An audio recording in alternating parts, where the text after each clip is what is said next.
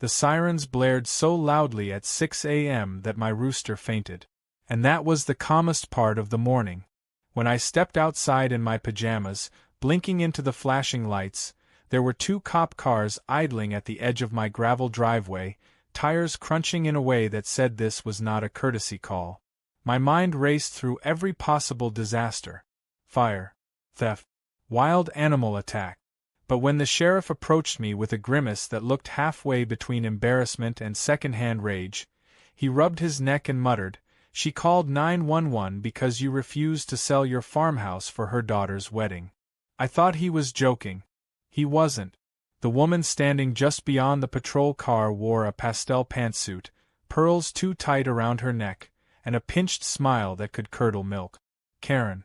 I'd met her exactly twice, both times unwillingly, and both times she introduced herself as the president of the Willow Creek HOA, an upscale subdivision a mile away that, crucially, I was not part of. She waved at me like we were old friends, then stepped forward with the confidence of someone who thought reality bent in her direction.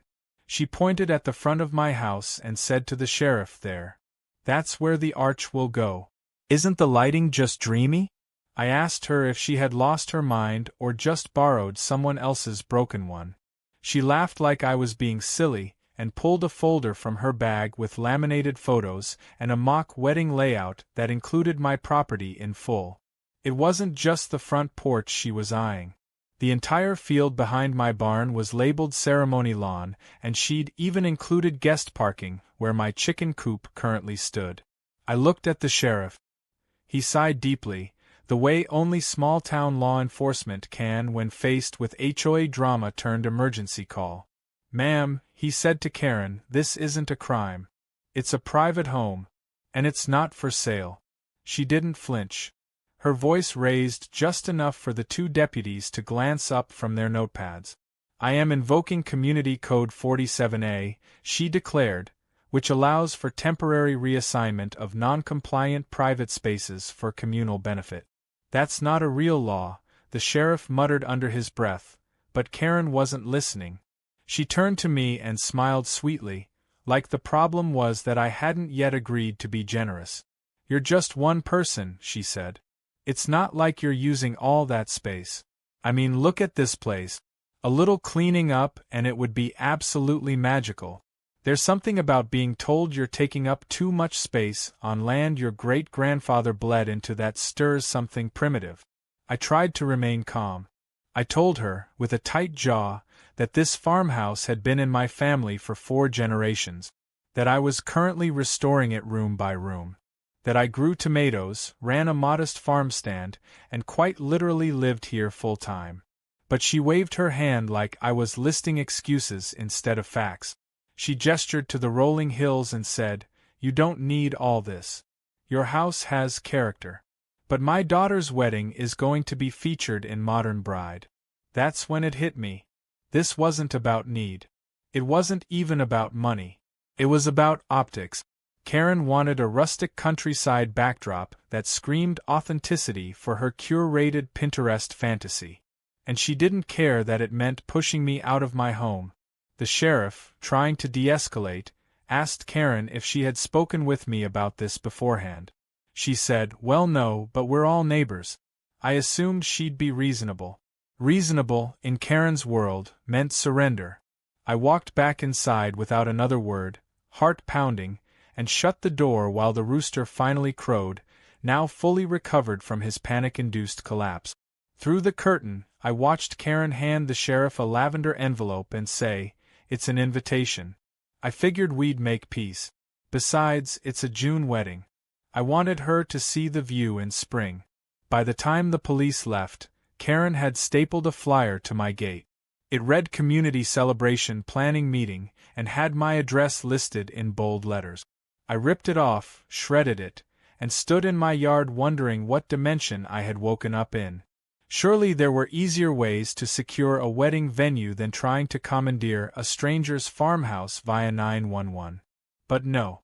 This wasn't about logic. It was about control. And unfortunately for her, I was not interested in losing mine. An hour later, I got a text from a number I didn't recognize. It was a picture of my house taken from the road, captioned with 3 words. Perfect wedding vibe. I blocked the number and started making phone calls. I didn't know what Karen had planned next, but if she thought this was going to be some slow, silent takeover, she hadn't met a woman who once fought off a raccoon with a fireplace poker while holding a peach cobbler in the other hand. I started with the sheriff's office, then the local zoning board. Then I called my Aunt Connie, who'd spent 12 years on the city council and had a gift for tearing bureaucrats in half with polite phone etiquette. By noon, I had a folder of my own. Ownership documents, land surveys, and a log of every strange occurrence over the last week, including a mysterious couple that drove by 5 times taking pictures and pretending to be lost. It wasn't paranoia if the wedding invitations were already being printed. I had dealt with raccoons, storms, and even an unexpected beehive in the pantry. But nothing prepared me for HOA Karen, because she didn't just want my land. She wanted the story that came with it, the wraparound porch, the white fence, the morning mist rising off the fields. She didn't see me. She saw a set piece. And if she thought this was going to be an easy win, she was about to learn the difference between a farmhouse and a fortress. The next day brought no peace, only escalation wrapped in business casual. I was tending to the garden when I heard the crunch of tires again. Not a police cruiser this time. It was a black SUV with tinted windows, and out stepped 3 men in matching khakis and polo shirts that screamed real estate or regret. One of them carried a clipboard, the other had a measuring tape, and the third wore sunglasses indoors and out. I didn't even need to ask. Karen had sent them. They introduced themselves as members of the Willow Creek Community Planning Committee and claimed they were there to assess the potential transitional zoning compatibility of my property. I asked them what language they were speaking. One laughed nervously and explained they were just gathering measurements in case the parcel ever entered negotiations. I told them they had exactly 5 seconds to leave before my goat made his way over, and trust me, he didn't like clipboards. After they left, clearly flustered but not entirely deterred, I called the sheriff again.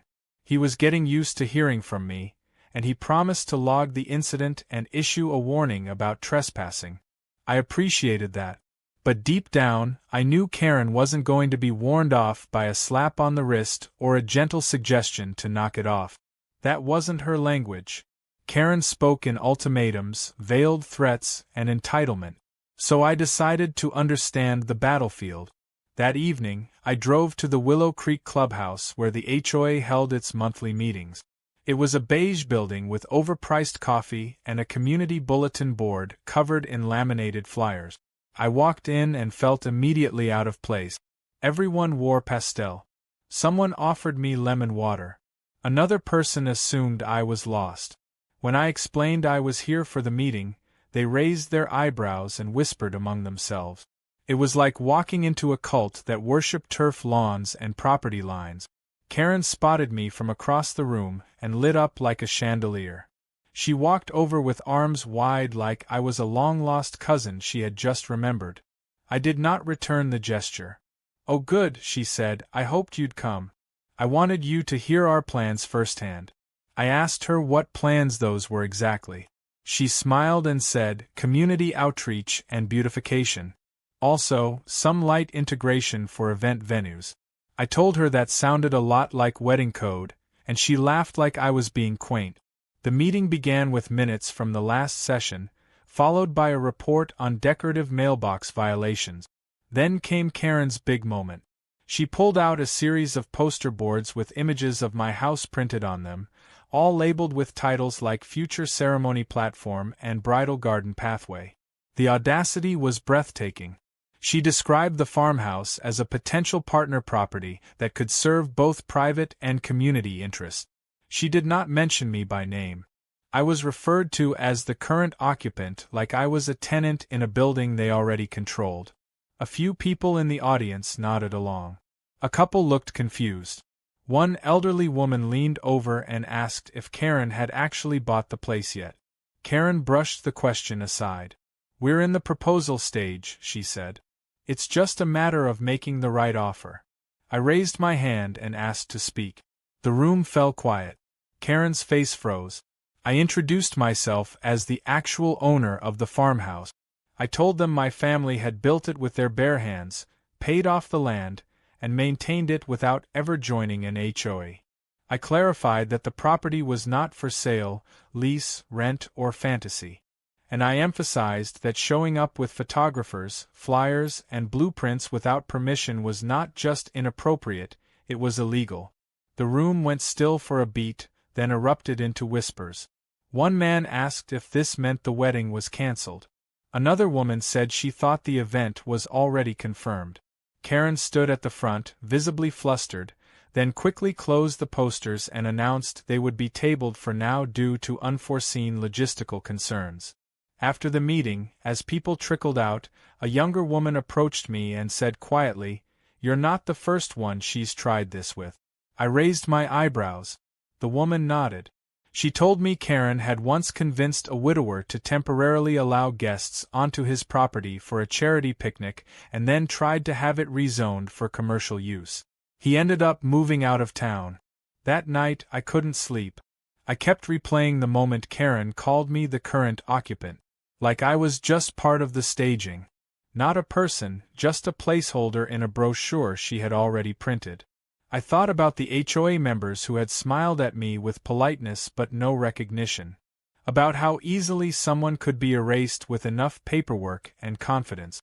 But then I remembered the way a few of them had looked uncomfortable. Maybe they weren't all under her spell. Maybe they just didn't know the whole story. I decided I needed more than just emotion on my side. I needed proof. I spent the next day gathering documents, tax records, deeds, survey maps showing the clear boundary between my land and the Willow Creek development. I highlighted every line that made it clear my property was not, and had never been, under HOA jurisdiction. Then I drove to the county recorder's office and filed an official notice reaffirming my status as an independent property. I made copies. I sent one to Karen. Certified mail. The response came in a new form. A bright red flyer appeared on my mailbox the following day. It read, "Join us for a preview party at the farmhouse. See the wedding vision come to life. Light refreshments provided." I stood in the sun, reading it 3 times, wondering if this woman understood the meaning of the word no. Or if perhaps, in her world, other people's boundaries were just starting points for her negotiations. This wasn't over. She had turned my quiet life into a chessboard and assumed I was the pawn. But I had something better than a strategy. I had time. I had history. And I had no intention of letting someone like Karen turn my family legacy into her backdrop. The knock on the door was timid at first, followed by a quick double tap, like someone trying to seem official but polite. I opened it expecting a neighbor or maybe the sheriff again, but instead found a man in a navy blue button-up shirt holding a leather-bound folder and wearing the kind of smile that always means commission. He introduced himself as a licensed realtor representing the Willow Creek expansion project.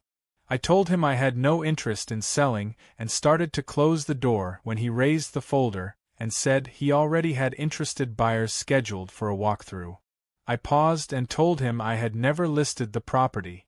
He blinked, confused, then flipped open his folder and pointed to a sheet titled Confirm Viewing Schedule. My name was typed across the top. I took a closer look and nearly laughed. The listing photo was of my house, but edited to include fake landscaping and a slogan beneath it that read country chic, modern potential. I asked him where he got that listing. He said it had been submitted to his office by a referral through a wedding venue consultant. When I asked for the name of the consultant, he hesitated and finally said Karen Winters. I shut the door without another word and called the sheriff again. This time I didn't even need to explain. He said, "Let me guess, she listed your house." I confirmed. He sighed and said he would look into whether it qualified as real estate fraud or just civil harassment. Either way, he'd file a report. He warned me that she was riding the line between delusion and criminality, and that it might get worse before it got better. An hour later I saw a couple walking around